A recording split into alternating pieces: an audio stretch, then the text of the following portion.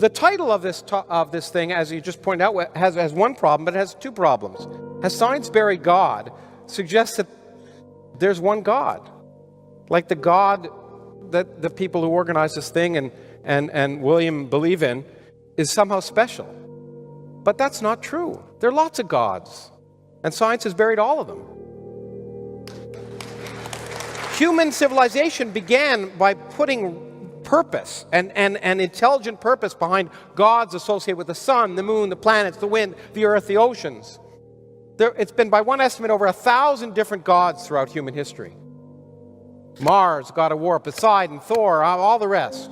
And the really important thing is that all of you, or almost all of you probably, are now atheists regarding those gods.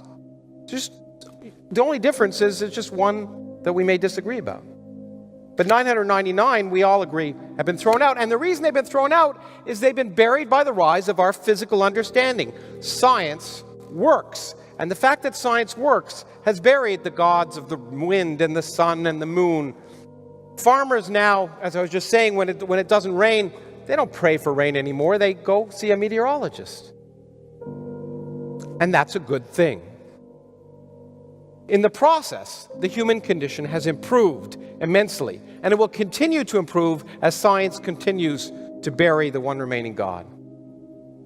Now, this one God is supposedly left. We might ask a priori or in advance, how likely is in advance that all those other 999 gods were false, but this one's true? Well, you might argue, if you had a flat tire, that it's probably pretty small likelihood. But it doesn't really matter. The point is that our current understanding of nature has changed. We've learned things. It's changed and developed since the claims were made by Iron Age peasants who didn't even know the Earth orbited the sun. And therefore, it's natural that science is inconsistent with those claims based on ignorance. And we shouldn't revere those ancient claims as sacred. They're ignorant. There's still many open questions. I'll try my 10 seconds of humility. It'll be the only time tonight. There's a lot we don't know about the universe, a lot more we don't know than we do. That's the wonder of science. That's why I'm a scientist. But it is intellectually lazy to just stop asking questions and stop looking for physical explanations and just say God did it. That's lazy. And the other thing that's important in this extra God is there's nothing special about Jesus that's any different than the other gods, or any other fictional heroes for that matter. First of all, there's no empirical evidence that he was divine. None, not one iota. In that sense, he shares it with every other god that's ever been proposed. The myths associated with Jesus are associated with all the other myths, and the Bible. The flood myth, the Epic of Gilgamesh, which was written well before the Bible, exactly the same. The hero of the Bible was asked to create an ark and put all the species 2 by 2 on 7 levels. Same thing. Virgin birth, nothing special about Jesus. Well, look at all these. They're all supposed to have been born of virgins. The whole story, in fact, take Dionysus, the Greek god of wine, versus Jesus. It's exactly the same. They were both born from a virgin mother. They were fathered by the King of Heaven. They returned from the dead. They transformed water into wine. In fact, they, talked about eating and drinking the flesh and blood of the Creator. They were taken as a liberator of mankind. That story has been told over and over again, and this is just one of the most recent renderings. Nothing special. And the resurrection is nothing special. The myth of resurrection has been around since Osiris. Osiris was one of the major Egyptian gods, and it used to be just the kings in Egypt would be resurrected when Osiris was resurrected. But eventually, in the New Kingdom, anyone could be resurrected with Osiris. I was going to say with Jesus, but it doesn't matter. If they follow the correct religious rituals, the same nonsense. Now, the point is that the fact that these beliefs are in fact being destroyed is related to the fact that the belief depends upon not just time, not just history, and the fact is, frankly, that in the Western world at least, the number of people who have a religious affiliation is monotonically going down. But it depends on where you live. If you were born in the U.S., and you're religious, you believe in the Bible and Jesus. If you're born in India and you're religious, you might believe in Brahman and who's manifest through Gensha. If you're from the Islamic world, you think the Quran is the perfect word of God and Muhammad is the latest prophet.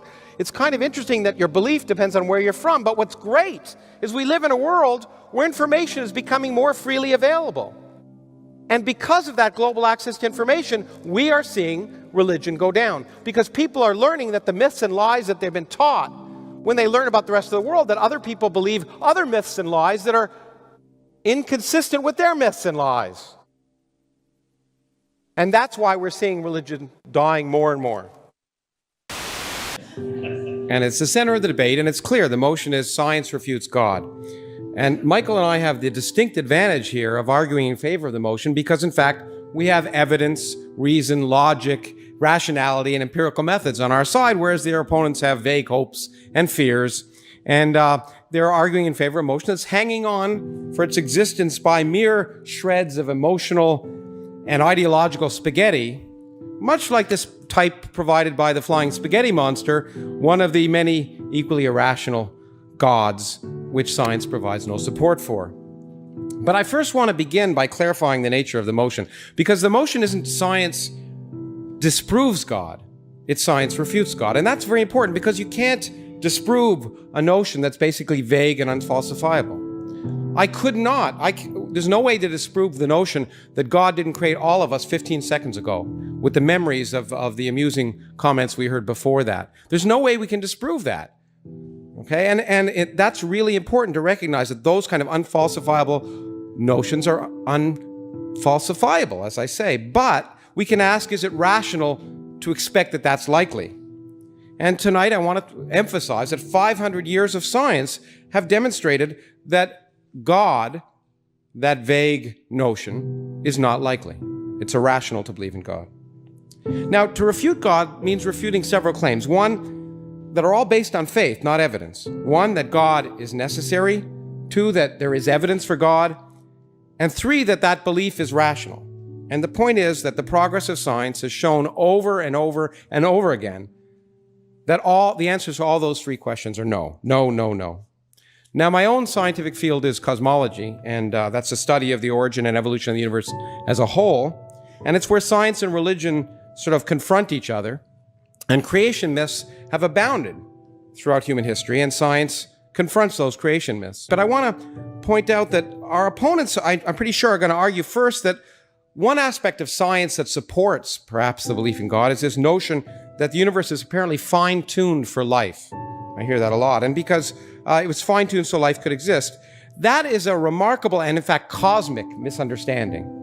Because it's the same kind of misunderstanding that led people to believe in special creation for life on Earth before Darwin. It looked like everything was designed for the environment in which it lived.